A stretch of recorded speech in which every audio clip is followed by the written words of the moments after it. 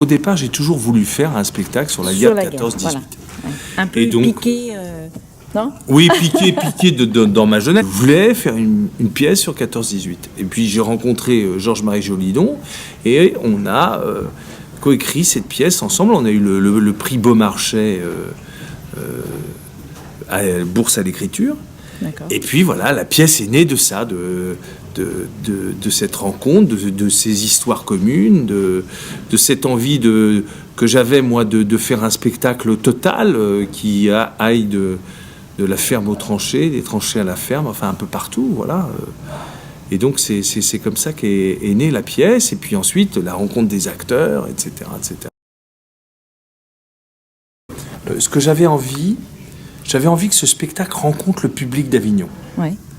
À partir de là, moi, quand je fais un spectacle, j'essaie toujours de voir où est mon rêve. Qu'est-ce que je rêve avec ce spectacle? Qu'est-ce que je pense qui sera le mieux pour ce spectacle? Et puis ensuite, une fois qu'on a établi un petit peu son rêve, comment l'aboutir? Comment trouver les moyens qu'on puisse le faire? Et c'est vrai que sur Avignon, ça a été ça, retrouver les moyens de le faire. Et les moyens, c'était trouver évidemment une production qui puisse nous emmener. 2, c'était trouver un théâtre qui nous accepte et qui accepte toutes les contraintes de ce spectacle. C'est-à-dire, elles sont nombreuses. Beaucoup de décors, beaucoup de monde en loge. Évidemment, un temps hors temps d'Avignon, puisque on est à plus de 2 heures de spectacle. Et donc, autour de ça, j'en ai parlé 2 ans avant à la Luna. Et je leur dis, voilà, je vous propose un truc que tout le monde va refaire. Nous, on va le faire. D'accord. Et donc, cette collaboration, Atelier Théâtre Actuel, la Compagnie Les Larrons, le Théâtre de la Luna, a fait que ce spectacle a existé en Avignon et que ça s'est super bien passé. On a eu le prix du public et tout ce que je rêvais est arrivé. C'est-à-dire qu'il y a eu, le public est venu même à 10h du matin. Ouais, c'est vrai qu'en plus, c'était pas un horaire forcément... Donc ça, c'était un petit peu un horaire obligatoire parce qu'il nous fallait 1 heure de préparation. J'aime bien un théâtre qui raconte quelque chose. J'aime bien un théâtre d'acteurs.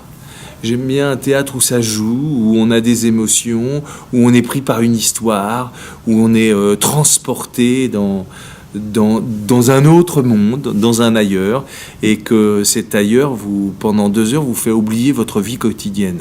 Oui, je ne fais pas forcément un théâtre révolutionnaire avec des artifices, avec du non-jeu, avec du non-sens, avec d'autres artifices que je n'utilise pas, oui c'est vrai. Mais je crois qu'il y a la place pour tous les théâtres, et celui-ci transporte les foules, en tout cas. Cette pièce, ça c'est une évidence. Et moi j'aime l'émotion, et j'aime voir des acteurs. Et c'est vrai que, voilà, dans mes spectacles, on a de l'émotion, on voit des acteurs. Alors l'émotion va du rire aux larmes, mais c'est vrai que j'aime ça. J'ai toujours été séduit par un acteur qui me surprend. Je tenais à rendre hommage à cette armée de 14. Cette armée de 14, c'était une armée de la nation. Et la nation française, c'est une nation d'accents. Et donc oui, il y a des accents. Il y a la Corse, il y a le Sud-Ouest, il y a la Picardie, il y a la Bretagne. Enfin voilà, on a fait plein d'accents. Les soldats ont des accents et c'était voulu. Et puis les généraux, Joffre a un accent, mais il en avait. On a repris que l'accent qu'il avait. Donc ça, il faut sortir et arrêter de se dire que le français n'est qu'une langue bien pointue parlée par des Parisiens. Ça, c'est pas vrai. C'est pas vrai.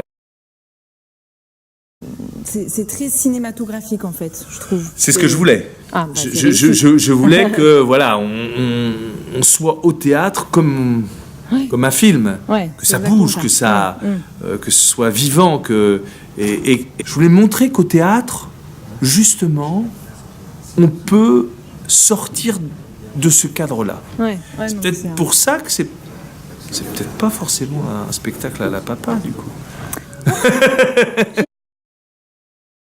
Notre premier spectacle, c'était Le Baiser de la Veuve, Théâtre Mouffetard, 95. Et on l'avait même créé en 93 pour avoir le Théâtre Mouffetard. Et donc, premier spectacle, et depuis, on a fait du chemin. Il y a eu au moins 25 productions. Non, c'est une compagnie qui travaille beaucoup, qui aime regarder les choses. Mais c'est vrai que j'aime aussi les manger. Ouais. J'aime aussi les faire. J'aime vivre dans le concret des rêves que je peux avoir. Voilà. Et donc effectivement, moi, je ne vais pas rêver 10 ans d'un spectacle. J'ai envie qu'il se fasse. Ouais. Voilà. À partir de là, j'essaye de rencontrer les gens qui ont envie de partir dans cette aventure. Mais donc la compagnie, voilà, elle déborde aussi de ça. Mais c'est vrai, j'aurai le temps, peut-être après ma mort, de me reposer. Ouais. On l'avait fait pour le théâtre André Malraux de Rueil. Et en fait, je fais une conférence de mise en scène, 3 mises en scène différentes de la première scène du Médecin malgré lui. Et donc autour de ça, on va essayer de raconter ce que c'est que l'histoire de la mise en scène, qu'est-ce que c'est que mettre en scène, qu'est-ce que c'est que de faire un choix sur un texte. Et on va avoir 3 exemples totalement opposés de la même scène. Création à Avignon, 11h01, Théâtre de la Luna.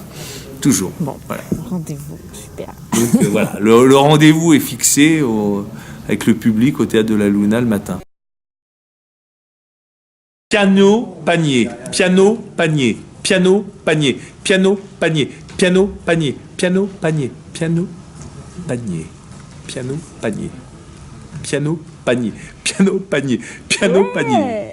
Voilà. Merci. Bon, hein, c'est pas facile l'épée, hein.